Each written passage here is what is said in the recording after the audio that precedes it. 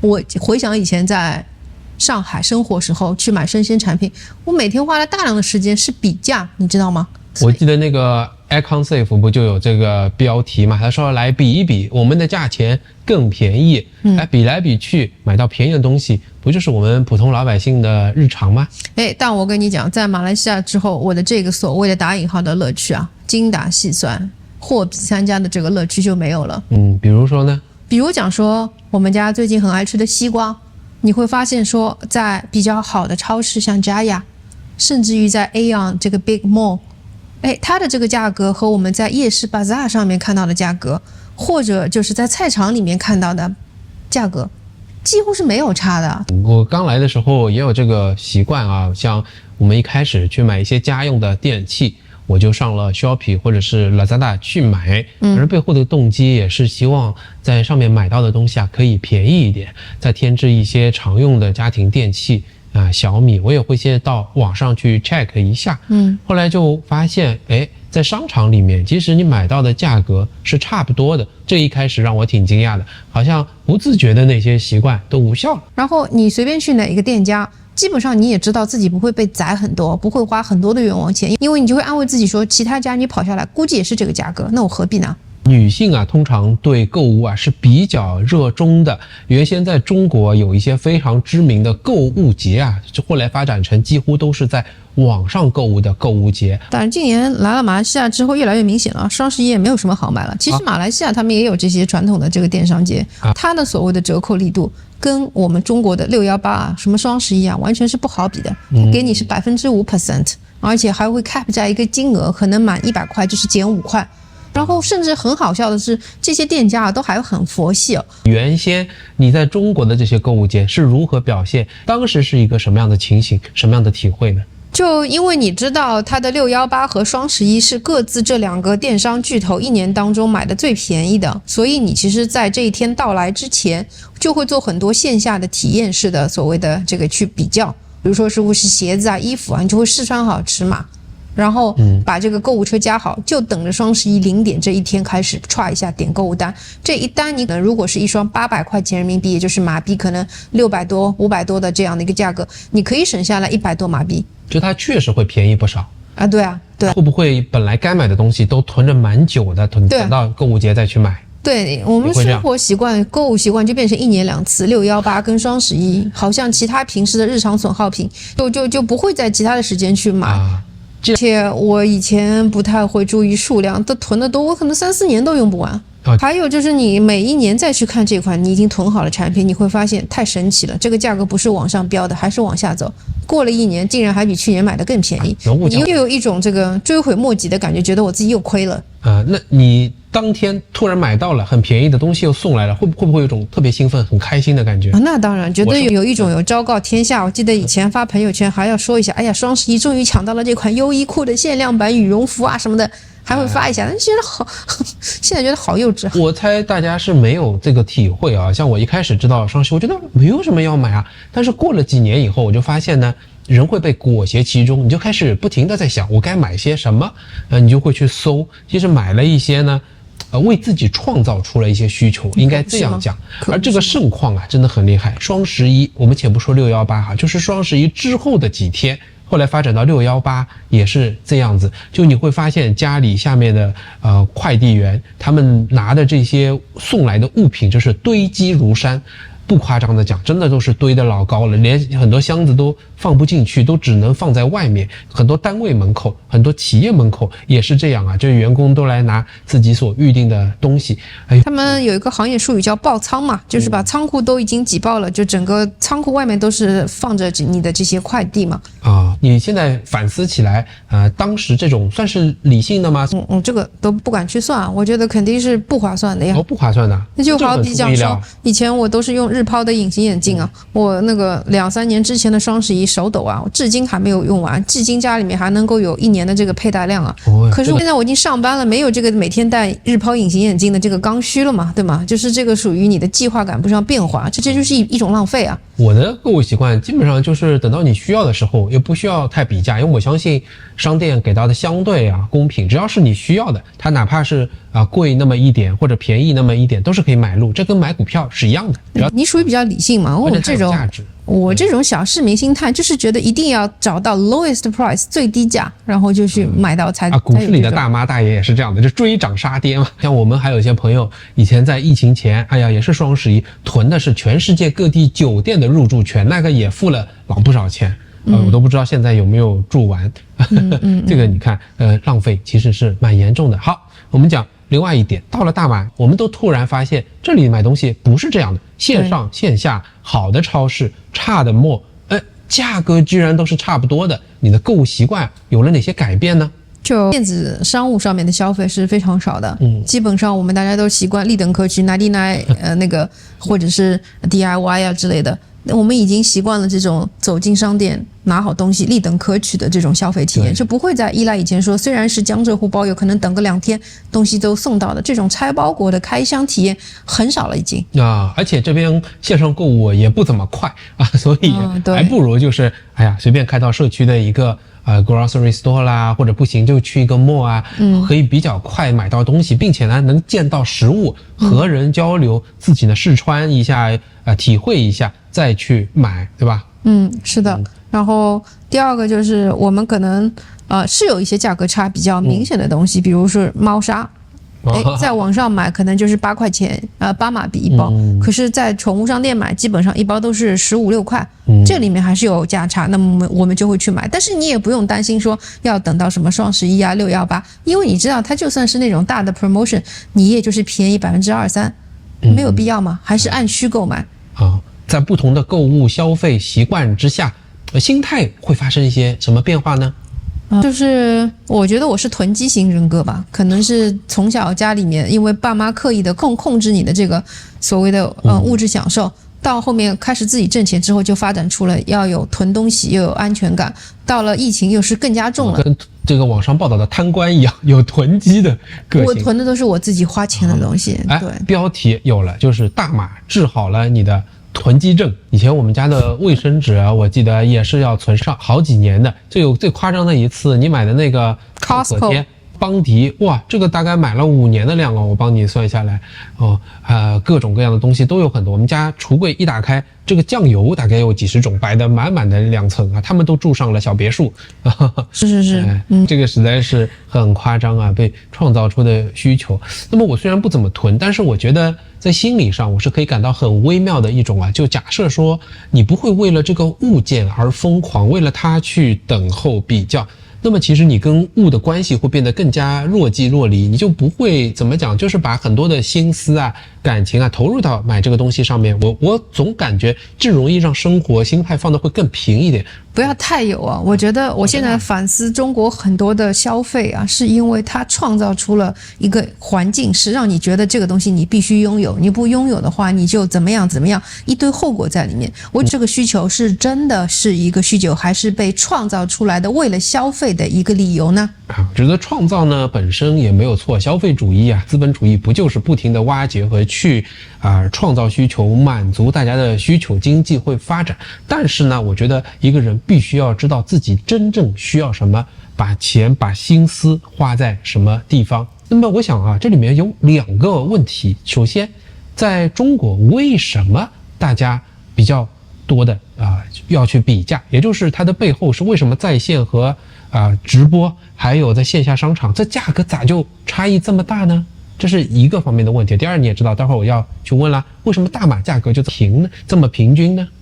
我觉得第一个问题也是我思考了很久的问题，我最后的答案就是说我们中国的竞争太激烈了，然后就出现了几个拥有资本的后台的这些大量的这个主播，他们在做的事情就是事先砸一些钱，然后去垄断这个市场，成为这某些商品的独家代理，然后培养消费者要买便宜货就来找我的这种消费习惯之后再来收割大家，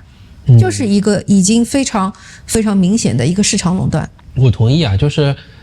它的背后很多是跟中国的地缘有关系，因为中国是那些大城市人口非常密集，在其他地方和农村呢人都稀疏的分散开来，所以比较容易形成一种在某些区域资金密集、人口密集，做生意的方式从餐饮到商品，我发现跟大马有很大的不同。再加上呢这些你刚讲的这些商业操作手法，就会出现这样的事情。对，然后我们还有一种叫羊毛出在猪身上嘛，除了这个后面资本可能砸钱进去扶植这一些这个消费者，一看前期他通过大量的补贴让你尝到甜头，其实现在这种所谓直播带货环节，这些主播他们抽到商家的这个抽成也是非常高的，所以其实我们是让大量的商家牺牲了自己的利润。然后你想，如果他做一单生意赚到大头是这些主播，你说商家怎么会有钱去把他的商品去做得更好，进行产品的迭代研发？其实最终是倒霉的不还是我们消费者吗？那同时我觉得还有一些客观情况也确实存在，除了中国的人口特点，整个国家的人口是很多的，在单一市场容易把这个某一些细分都做起来。同时呢，中国的电商确实经过这个20年的发展，也确实做得更加发达一点。但也就像我们观众给我们留言的，就中国商家他的一种所谓的生存之道，就是先打价格战，我先把你的同行都拖死，然后一枝独秀出来之后，将来我就是独霸市场。我觉得这种模式也比较多。是客观吧，因为人口结构的特点，但你也不能说它没有一些问题就是它的问题确实有些一样东西，你买到好的跟买到差的，这个质量差距也是非常巨大的。另外一种，其实在马来西亚很少见到的一种消费模式，就是所谓叫储值卡这个概念，也是很少的。包括所谓的团购的概念，都是从这里面衍生出来，也就是消费者预先在店家这里存大量的资金，然后这个店家是以高额的折扣来作为一个 return 来引诱你进行这个消费。但是最终我们看到的是太多，在上海的时候，好多商家拿了这个储值卡的钱之后就整个倒闭，然后人间蒸发，倒霉的还是消费者。为什么大马的各个地方线上线下，然后呢好的超市和差的 mall， 他们的价格差异不是这么大呢？这又是为什么呢？这也是我想不通的一点。我大致思考原因就是它没有一个所谓的一个垄断资本出来横空出世，或者说大家做生意的模式不是说看到有商机之后用大量的资本进去这个裹挟着它的这个发展形成这个垄断的巨头，它还是比较相对说分散型的，让消费者们自己自由的从不同的地方买到价格相当的产品，大家都有了钱赚，是不是一种共惠的这个想法还是比较多？对，我觉得很多就是你去发现历史政治咱们都脱离不开就它背后的实际的地理人文的一些客观情况。比如说大马的大家的居住相对分散，它的人和它的这个地理比起来，确实这个每个人的人均享有的面积也是比较大，那么就是呈现一种比较稀疏的人口分布的情况。大马的 MSME 对，Small Medium Enterprise， 吓我一跳，他们要占了大马企业的97%这是一个非常巨大的组织。那么就导致大马什么东西都是比较平均，就不太有一个大头去垄断一个市场。当然也有了，有些比如说电力、石油可能相对是这样，所以我就看这个导致结果就价格比较平。另外是不是说电商发展的相对慢嘛，就让它自由发展，所以呢这种容易垄断和竞争的这种力量还没有这个很明显的出现。是的，包括我们现在做我们有的时候是需要买一些包装材料嘛，你问这个店家，我买盒买10盒买1箱，这个价格相差也不会像我在国内买的这么样子的明显，大家好像心里就是隐隐的就有一根秤，所以而且它比较就是佛系嘛，它不会说我可能要断了我一时的利润之后，我先做你这个大单。这很多物品我觉得它的基础价格实际上是由房地产和石油这些组成的。那么你看大马的石油本身就比较便宜，它产量也很高，同时呢这个地产的物价又比较低，所以导致仓储然后中间运输所发生的价差都会变得比较小，使得这个大马市场出现的价格，我觉得它的波动性就比较小。对，它反过来它又愿意的说，你消费者，因为你知道特别是像这种食物方面的消费，每一家价格都差不多，所以我们消费者会雨露均沾，每一家我可能都会去买一把其实每一家都会共荣嘛。对的，一个是运输，一个就是这个价格。地产价格我补充一下，最明显的就反映在停车的费用上面。你说最便宜的5毛钱停1小时，停在路边的没人管的 off street， 和你停在 Surreal KLCC 的5块钱1小时，这个数值总体很低，差距也不是这么大。那么很多事情呢，跟大家的一个社会的文化、心理、社会的心态也是有关系的。就大家在大马最明显的感受就是人民的生活很平静，大家不是这种高度竞争的，很多人都讲大马佛系嘛。就是对，每一个不同收入层次的人，他都有一个 find your own way to 过上非常体面的生活。就比如讲说，你那个经济条件比较允许，你可以去好的超市去买。如果你是属于经济型的，然后对食物的品质你愿意接受一些妥协的，你可以去 NSK， 对不对？对啊。这个也有一些例证啊，你比如说啊，我举一些例子，像我们见过的那些做企业的，他们的装束谈吐，然后跟你交往都是就是很平常化，不是说把自己的位置摆得很高的，就是炫富追求那种极致的金钱的生活，好像不太像是大马的一个主流。还有个例证，你比如讲，你去看 YouTube 好了，在上面凡是炫富的，我买了很贵的东西，凡是要炫富的这些，大马人都不太爱看。这个呢会体现在大家的经商的心态上面，这个物价就不会太大的波动，不然别人也接受不了，商家也都不是这样的心态去出售去经营他的这个事情。是的，我很感激这里的一些商家，他们这种坦率我们最近去订一款包装材料的时候，店家就很坦诚的告诉我说，你要订的这款东西我自己没有做，我有外面进货过来，我告诉你我就挣这一点，但是我觉得这个价格是不划算的，没有你现在买的划算。你知道他这么坦然的告诉我，心里面就很感动。对啊，很简单嘛，这就导致你跟商家的沟通 Bonding 直接、对、简单、真诚、有效。对，就是他这种思路，不就是高效的人是7个好习惯里面说的 win-win 吗？他也 win。你看，你能比的就只是价格，比方说这个质量，你可能就要靠自己去推断，它的什么型号它有些什么功能，它的做工品牌怎样，你才能推断它的质量好不好。照理说，如果市场机制是有效的话，那么我想付多少钱，我就应该买到多少质量和使用价值的东西。我不应该说一样的。